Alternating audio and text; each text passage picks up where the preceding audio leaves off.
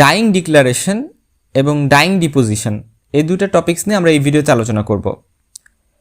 যখন একজন মানুষকে মারা হয়েছে, তার মাথায় বাড়ি দেওয়া হয়েছে, এটা অবশ্যই একটা আনলফুল অ্যাক্ট তার সাথে করা হয়েছে, যেটা নিয়ম কানুনে নাই, নিয়ম বহির্ভূত একটা কাজ তার সাথে করা হয়েছে, এবং এই কারণে তার এমন অবস্থা হয়েছে যে সে মারা যাবে অবস্থা। সো এই যে একটা বিষয় যে মারা যাবে অবস্থা, কিছুক্ষণ পরেই হয়তো বা মারা যাবে, ডাইং একটা সিচুয়েশন, এই মোমেন্টে সে কোনো একজন পার্সনের কাছে, হইতে পারে সে কোনো ম্যাজিস্ট্রেট অথবা ডক্টর, তার কাছে সে মরার আগে কিছু জিনিস ডিক্লেয়ার করে গেল, যে কিভাবে তার মাথায় বাড়ি লাগছিল, কে বাড়ি দিছিল, বা এই রিলেটেড সে একটা ডিক্লারেশন দিয়ে গেল, সে একটা এভিডেন্স টাইপ দিয়ে গেল, কোনো একটা স্টেটমেন্ট, সেটা হইতে পারে রিটেন বা ওরাল স্টেটমেন্ট দিয়ে গেল। এই যে স্টেটমেন্টগুলো দিয়ে গেল, এগুলোকে আমরা বলেছি ডাইং ডিক্লারেশন। এই যে ডিক্লারেশন, এটা তো রেকর্ড করা প্রয়োজন।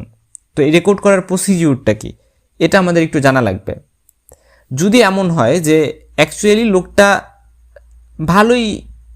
ভালোই বেশ কিছুক্ষণই বাঁচবে, এটা যদি বোঝা যায়, তাহলে অবশ্যই হসপিটাল থেকে ডক্টর ম্যাজিস্ট্রেটকে কল দিবে, বা পুলিশও ম্যাজিস্ট্রেটকে কল দিতে পারে। ওভারঅল কথা, ম্যাজিস্ট্রেটকে ইনফর্ম করা লাগবে ডাইং ডিক্লারেশনের সময় প্রেজেন্ট থাকার জন্য। বাট যদি এরকম হয় যে কন্ডিশন খুবই সিরিয়াস এবং ম্যাজিস্ট্রেটকে কল করারও টাইম নেই, তখন ডক্টরেরই ডিক্লারেশন নিতে হবে। এক্ষেত্রে যেটা মাথায় রাখতে হবে, অবশ্যই দুজন উইটনেসকে রাখতে হবে।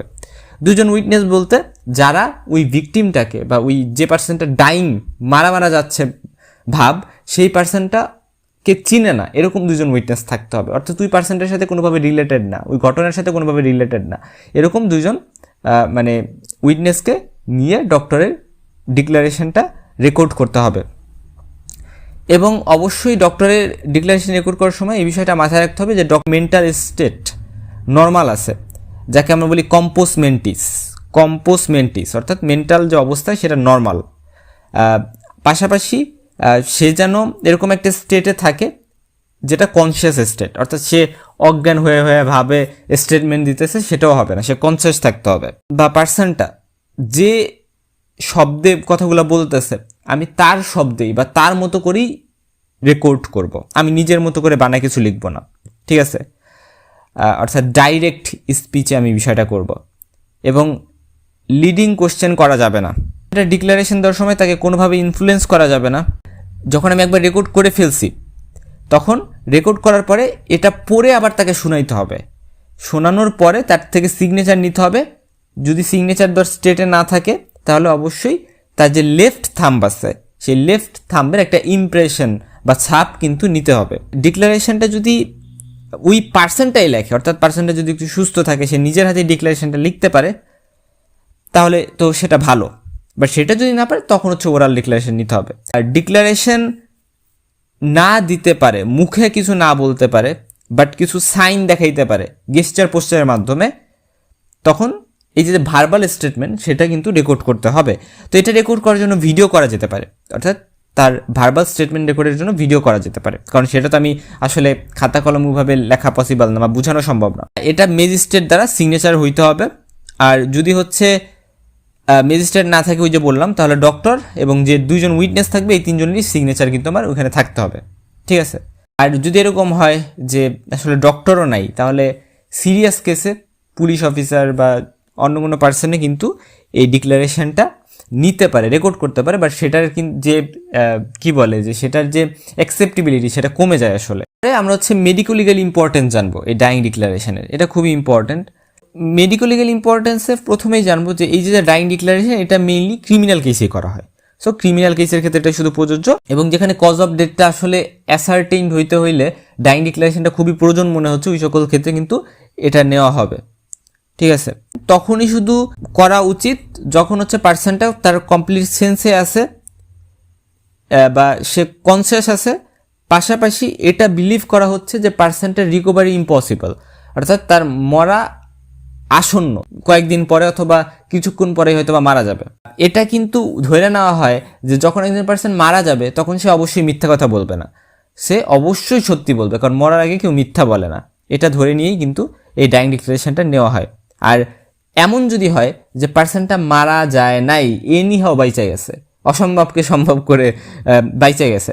সো তখন ডাইং ডিক্লারেশনটা কিন্তু ভ্যালুলেস হয়ে যাবে, কারণ পার্সনটা যেহেতু বাইচে আছে সে নিজে যে ওরালি উইটনেস হিসেবে কিন্তু এভিডেন্স দেওয়ার ক্যাপাসিটি রাখে তখন।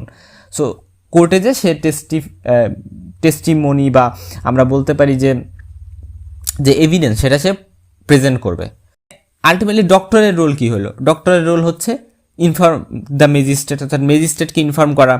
পাশাপাশি যদি ম্যাজিস্ট্রেট না আসতে পারে বা টাইম খুবই কম থাকে, তাহলে দুজন উইটনেসের উপস্থিতিতে রেকর্ড করা ডিক্লারেশনটাকে। এবং অবশ্যই পেশেন্ট বা যে হচ্ছে ভিকটিম, তার যে মেন্টাল স্টেট বা কম্পোজ মেন্টিস সেটা ঠিক আছে কিনা, কনসিয়াস আছে কিনা, এই বিষয়গুলো মাথায় রাখতে হবে বা এইগুলো ডক্টরেরই আসলে মেকশিওর করতে হবে। এরপর আমরা ডাইং ডিপোজিশন নিয়ে জানবো। তো ডাইং ডিপোজিশনও সেম একটা স্টেটমেন্ট ওই ডাইং পার্সন দ্বারা, তবে এক্ষেত্রে অবশ্যই আন্ডার ওথ, অর্থাৎ তাকে শপথ করে এখানে স্টেটমেন্টটা নেওয়া হবে। তার যে ডেটটা হবে এটার কস্টটা কি, সো এই কস্ট সম্পর্কেই বেসিক্যালি স্টেটমেন্টটা সে দিবে। কেউ কি তাকে মারতে চাচ্ছিল কিনা বা কে মারতে চাচ্ছিল এই বিষয় সম্পর্কে, এবং এটা অবশ্যই ম্যাজিস্ট্রেট দ্বারা রেকর্ডেড হইতে হবে। এটা কিন্তু মাস্ট, ডক্টর দ্বারা হইলে হবে না, পুলিশ দ্বারা হইলে হবে না। এবং এখানে যে হচ্ছে অ্যাকিউজড বা যে ব্যক্তিকে আসামি করা হচ্ছে সেই অ্যাকিউজড পার্সনের উপস্থিত থাকতে হবে, অথবা ওই অ্যাকিউজড পার্সনের লয়ারের উপস্থিত থাকতে হবে। কেন? যাতে করে তারা হচ্ছে ওই ভিকটিমকে বা যে মারা যাচ্ছে তাকে ক্রস কোশ্চেন করতে পারে, ক্রস এক্সামিনেশন করতে পারে ম্যাজিস্ট্রেটের উপস্থিতিতে। সো এই জিনিসটা যাতে করার সুযোগ থাকে। এই ডাইং ডিপোজিশনকে বেডসাইড কোর্টও বলা হয়, কারণ কোর্টে আমরা জানি কি থাকে, অ্যাকিউজডের পার্টি থাকে, ভিকটিম থাকে, একজন মানে জাজ থাকে। এই বেড সাইডে কিন্তু সবই আছে, অর্থাৎ দেখা যাচ্ছে একজন ডাইং পার্সন, ভিকটিম আছে, অপোজিট পার্টির একজন লয়ার বা অ্যাকিউজড পার্সনটাই আছে, এবং ম্যাজিস্ট্রেট আছে। সো ওভারঅল এখানে এটা কিন্তু একটা কোর্টের মতো হয়ে যাচ্ছে। ডাইং ডিপোজিশনকে কিন্তু এজন্য বেডসাইড কোর্টও বলা হয়ে থাকে। সো এইটার প্রসিডিউর কি? অবশ্যই একজন ম্যাজিস্ট্রেট থাকতে হবে, এবং অবশ্যই এক্ষেত্রেও ডক্টরের এটা মেকশিওর করতে হবে যে পেশেন্টটা কম্পোজ মেন্টিস আছে, অর্থাৎ তার মেন্টাল কন্ডিশন নর্মাল আছে, সে কনসিয়াস আছে। এবং ভিকটিমের ওথ নিতে হবে এভিডেন্স দেওয়ার আগে। ম্যানের নিজের ওয়ার্ডে সব কিছু রেকর্ড করতে হবে। লিডিং কোশ্চেন এক্ষেত্রে করা যাবে না। সো এক্ষেত্রে লিডিং কোশ্চেন আসলে করা যাবে না। ভিকটিম যে তাকে হচ্ছে কোনো ইনফ্লুয়েন্স করা যাবে না। কোরস কোশ্চেন করার এখানে অপরচুনিটি আছে লয়ার দ্বারা অথবা অ্যাকিউজড দ্বারা।